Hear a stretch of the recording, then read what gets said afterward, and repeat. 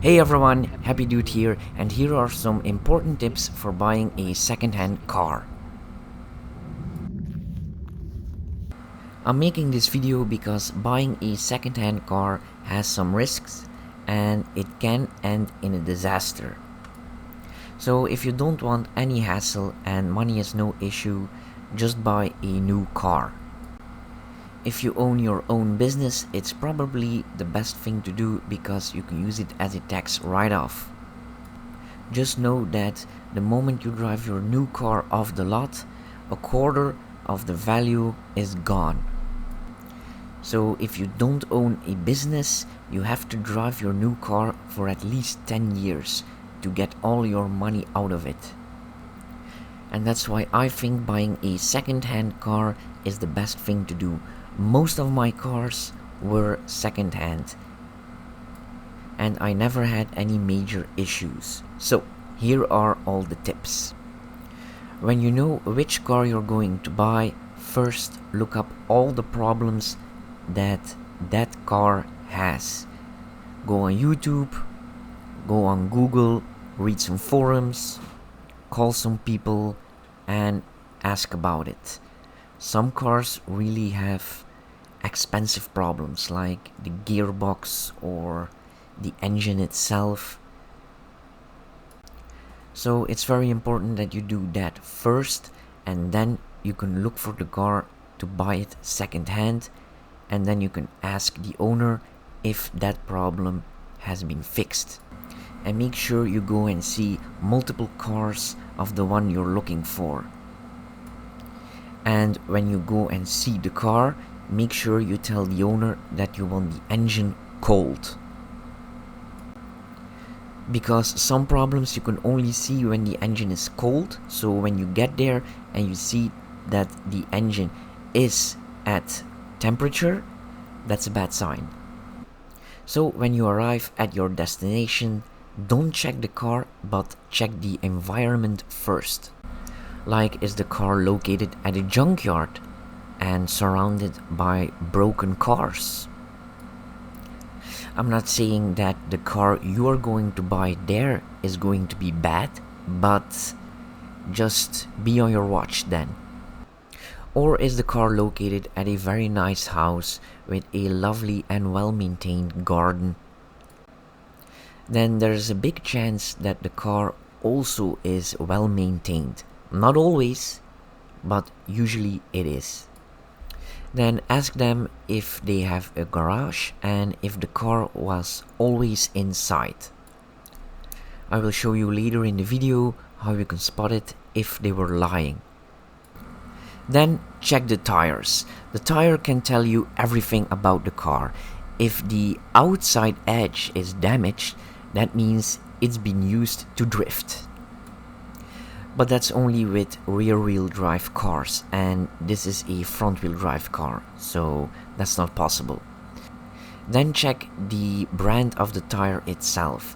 If it is a cheap Chinese brand you never heard of, that means that there is a high possibility that they skipped on maintenance too. Next up, measure the tire's profile. It needs to be more than 2 millimeters. This is 6 millimeters, so that's perfect. And now it's time to check the exterior of the car. Check if the car is very dirty. That's usually also a bad sign. Or is the car just been washed? That usually is a good sign. It's an old trick to leave a car dirty so you don't see all the damage and the scratches in the paintwork. Next up, we're going to see if the car had any accidents in the past, so see if all the wheels are nice and straight. Then check under the car with your smartphone. You can film it and then watch it. If you see any rust or damage or bottom plates that are hanging loose, maybe with some grass and dirt in it, that way you can see the car was maybe in a ditch. If you see also damage on the body panels, Then check the body panels if you can see any repairs in the paint. Usually you see orange peel in the paint itself, or one side is very shiny and the trunk is very dull, as you can see. So this had a repair. Could be for some scratches, so ask the owner about it. Then check the gaps between all the body panels, if they are all the same on the left side and on the right side. If the owner was saying that he resprayed a body panel for some scratches and you see that there is a big difference in the alignment of the body panels and in the gaps, that means he is lying. But don't insult the owner, just don't buy the car and leave. Then check the car window. If you still see the chassis number right there, that means it's an original window. If that isn't there, that means the car has a new cheaper window, so it might be in an accident. To check if the car was always outside, check the rubber. If it is hard and you see cracks in it, that means it was always outside. If you see green between the door and the window, that means the car has not seen that many car washes. Next up, the brakes. Check if you see any leaks. You can feel with your finger down the caliper. Then check the brake pads if there is still any left. And then check the disc brakes. Feel with your finger if they are still nice and thick, and also feel with your fingernail for any grooves. And now it's time to check the engine bay. So open the hood, then check the edges of the engine bay to see if the alignment isn't perfect, or you see something broken or new bolts. That also can be a sign of an accident. Then check if everything is secured, or do you see any weird attachments in the engine bay. And then check the fluids, like the brake fluid. It should be nice and clear. Then check if you feel any leaks around the engine bay. And as you can see, the coolant is between minimum and maximum, and it has a nice pink color. Then ask the owner if you can remove the panel on top of the engine itself to see if there are any leaks there. As you can see, it's bone dry here, so that's a very good sign. Then also feel on the rubber hoses to see if they're soft and not hard. Also check for leaks at the bottom. And now it's time to check the oil. So take the cap off, see if you see any milky mayonnaise, that's a bad sign, or any orange or rust. Be sure to also check inside the compartment of the coolant. If you see any oil in there, that's a bad sign. And now the most important thing, check the oil level. That's why the engine needs to be cold. So wipe the stick off, put it back in, wait a bit, pull it back out, and now check the oil level. As you can see, it's just between minimum and maximum, so that's perfect. You should be worried if the oil level is just over the maximum. That means that the owner needs to fill up the oil a lot. Of course, if you see the oil level under the lowest bar, that's even worse. If you see that, just walk away. And now we're gonna check the interior, and we're gonna start with the trunk. So open up the trunk.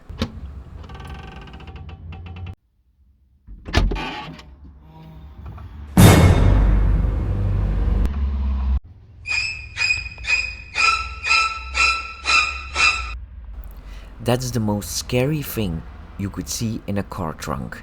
If you were in any doubt if the car was using oil by a very high oil level, now you're sure. Also, don't forget to watch under the carpet in the trunk itself. If you see any damages or repairs here, that means that the car was rear-ended. And if you find any water here, that's a bad sign. Alright, time to check the interior. This is pretty straightforward. First, check the rubbers on the inside. They should be nice and soft. And then check all the interior panels and the trim pieces. Also check the bottom. Check the seats. This is all pretty basic stuff. Also the carpets. I think it's pretty obvious that if the interior is full of scratches and there's junk everywhere, that's a bad sign. And now it's time to start the car.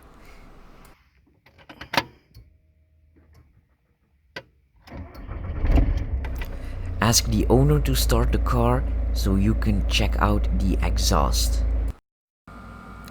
If you see black or blue smoke, that means that the car uses a lot of oil.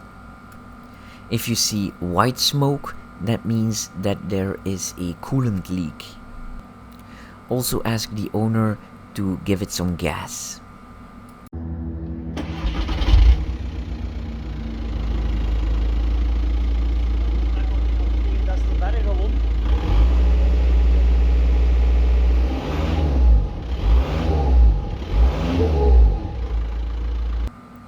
As you can see, there's nothing coming out, so that's a very good sign.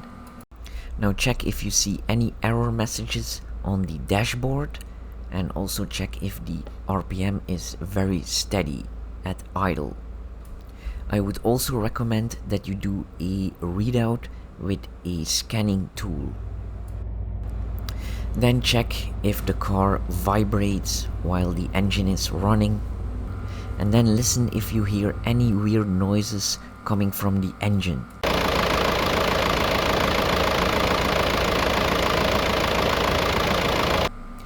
That sounds perfect for a diesel. Now, if you hear any weird noises and the owner says, "Oh, it's only the spark plugs," don't believe that, because if the problem was that easy to fix, he would do it. Then check all the buttons in the interior. So on the steering wheel, also check the cruise control while driving. Then check if all the window switches are working, because fixing that can be very expensive. And also check the electric mirrors. Then something very important, check the air conditioning, because if that doesn't work, that can also be very expensive to fix. It should be cool air in about 2 minutes. That's why I always check a car when it's hot outside. Also check if the infotainment system works, because that can also be very expensive. Also check if the locks work, and also do it with the remote. Then check all the door handles, if you can open them and close them from the in and outside. And now it's time for a test drive, so turn down the radio so you can hear all the noises in the car. And don't drive it yourself, but let the owner drive first. That way you can see how the owner drives his car, because if he floors it after a few minutes and the car isn't warmed up, I would not buy that car.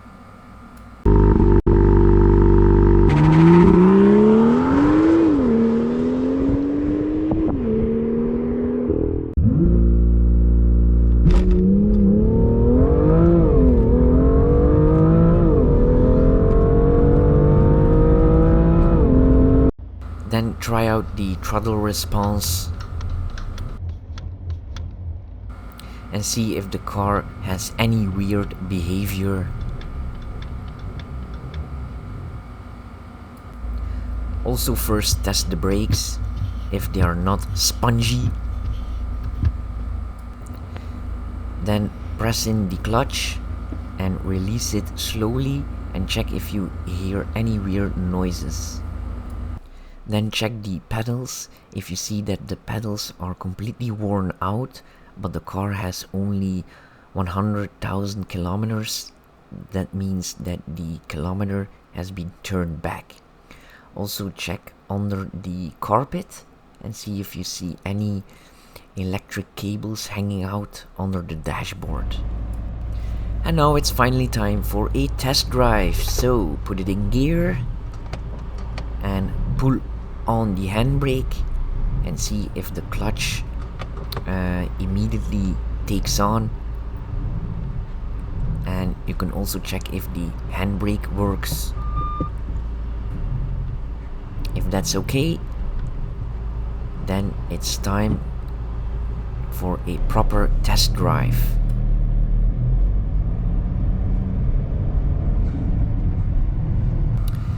So don't let the owner distract you, focus on the car and make sure you do a proper test drive.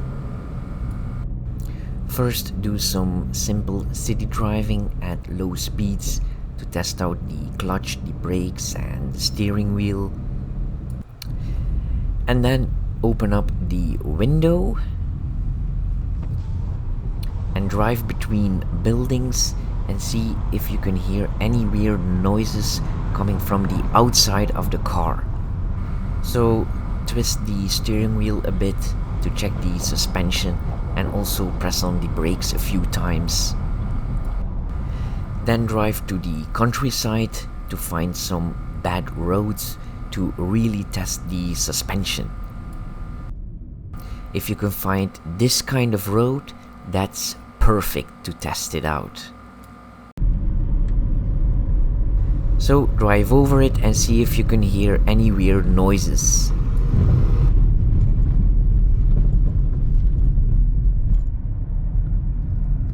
Now find a big stretch of road that is straight and also with a very flat surface. Then accelerate and let go of the steering wheel and see if the car remains straight. If it pulls a tiny bit to the left or right, it's not that bad. Almost every car has that. Also check if you feel any vibrations in the steering wheel or the car itself. And then do the same test, let go of the steering wheel but brake and see if the car brakes in a straight line and also without vibrations. And now it's time to test the car at higher speeds. So go on the freeway, also try to take some corners at a higher speed and see if the suspension can take it. Also listen to some weird squeaking noises while you do that. And then accelerate hard. See if everything is normal. Check for noises, vibrations.